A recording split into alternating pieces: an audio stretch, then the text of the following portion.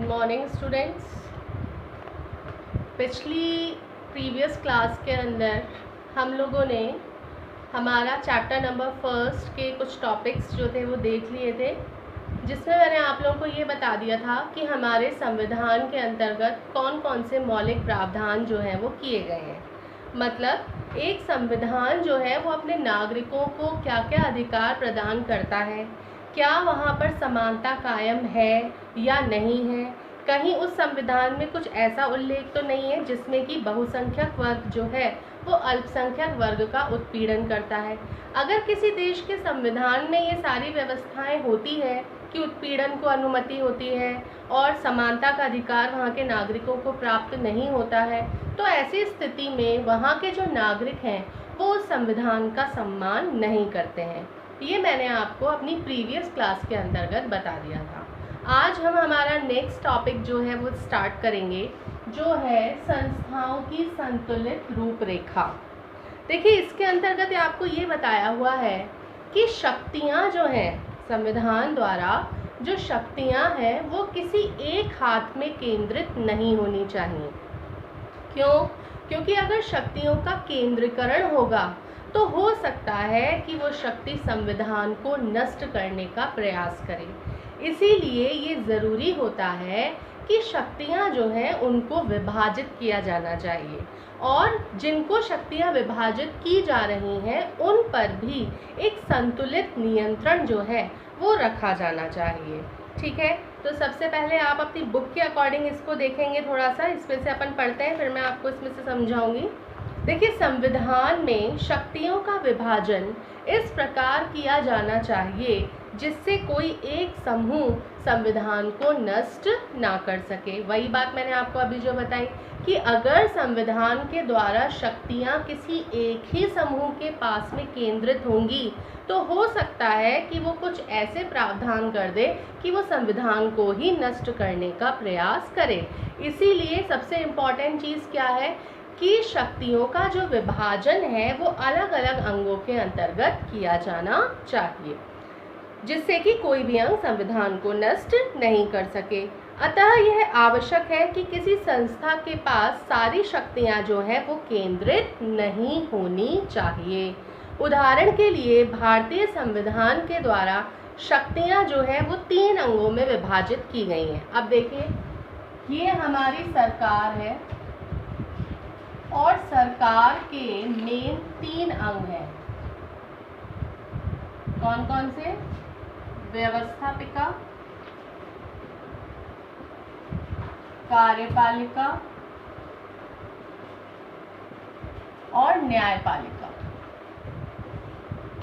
संविधान के द्वारा जो शक्तियां हैं उनका विभाजन जो है वो व्यवस्थापिका, कार्यपालिका और न्यायपालिका के मध्य किया गया है।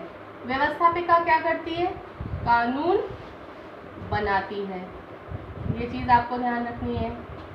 व्यवस्थापिका कानून बनाती है। कार्यपालिका क्या करती है? व्यवस्थापिका द्वारा बनाए गए कानून को लागू करती है। और न्यायपालिका क्या करती है? न्यायपालिका इन कानूनों का पालन करवाती है। मतलब कानून बनाने वाला अंग अलग है, उसको लागू करवाने वाला अंग अलग है, और उसको पालन करवाने वाला अंग अलग है। मतलब सरकार के द्वारा शक्तियां जो है उनका विभाजन अलग अलग अंगों के अंतर्गत कर दिया गया है। सारी जो शक्तियां हैं वो किसी एक अंग जो है उसको प्रदान नहीं की गई हैं, अलग अलग भागों में बांटा गया है। वैसे ही आप देखते हो कि हमारे यहाँ स्वतंत्र निर्वाचन आयोग का भी प्रावधान है। स्वतंत्र निर्वाचन आयोग ये क्या करता है? निर्वाचन आयोग का जो काम होता है वो होता है पूरे देश के लिए चुनाव की व्यवस्था करवाना। तो कहने का तात्पर्य ये है कि भारत के अंतर्गत भी इस चीज़ को ध्यान में रखा गया है कि शक्तियाँ जो है वो केंद्रित ना हो, उनको क्या किया गया है? अलग अलग भागों के अंतर्गत, अलग अलग अंगों के अंतर्गत बांट दिया गया है। ठीक है, आगे। अवरोध और संतुलन के सिद्धांत के कारण भारतीय संविधान की सफलता सुनिश्चित की गई है। अब एक और शब्द आता है इसमें, अवरोध और संतुलन का सिद्धांत क्या होता है? इसको आप ध्यान से समझ लीजिए। क्योंकि ये आगे भी आपके आएगा, इसका पूरा चैप्टर है आगे आपके, अवरोध व संतुलन, अवरोध व संतुलन का कार्य। देखो अभी मैंने आपको बताया कि सरकार के 3 अंग हैं, व्यवस्थापिका, व्यवस्थापिका जो है, कार्यपालिका और न्यायपालिका, तीनों अंग जो है व्यवस्थापिका, कार्यपालिका और न्यायपालिका, तीनों अंग अपना अपना काम करते हैं, लेकिन फिर भी इन तीनों के द्वारा एक दूसरे पर नियंत्रण रखा जाता है। जैसे व्यवस्थापिका और कार्यपालिका, इन दोनों पर नियंत्रण रखने का कार्य करती है न्यायपालिका। कैसे करती है न्यायपालिका? अगर व्यवस्थापिका कोई ऐसा कानून बना देती है या कार्यपालिका उसे लागू कर देती है जो कि संविधान के विरुद्ध है या जिससे नागरिकों के मौलिक अधिकारों का हनन हो रहा है, तो ऐसे प्रत्येक कानून को न्यायपालिका क्या कर सकती है? अवैध घोषित कर सकती है। तो यहाँ पर न्यायपालिका जो है वो किस पर नियंत्रण रख रही है? व्यवस्थापिका और कार्यपालिका पर। ठीक है, उसके बाद न्यायपालिका पर नियंत्रण रखने का कार्य जो है वो करती है कार्यपालिका। कार्यपालिका कैसे करती है? कार्यपालिका के अंतर्गत आपके राष्ट्रपति आता है और राष्ट्रपति जो है वो किसकी नियुक्ति करता है? सर्वोच्च न्यायालय, उच्च न्यायालय के न्यायाधीशों की। तो इस प्रकार से कार्यपालिका के द्वारा न्यायपालिका पर नियंत्रण रखा जाता है। और लास्ट में जो व्यवस्थापिका है वो किस पर नियंत्रण रखती है? वो नियंत्रण रखती है कार्यपालिका पर। कार्यपालिका पर कैसे नियंत्रण रखती है व्यवस्थापिका? यहाँ पर कार्यपालिका, और ये किस पर नियंत्रण रखेगी?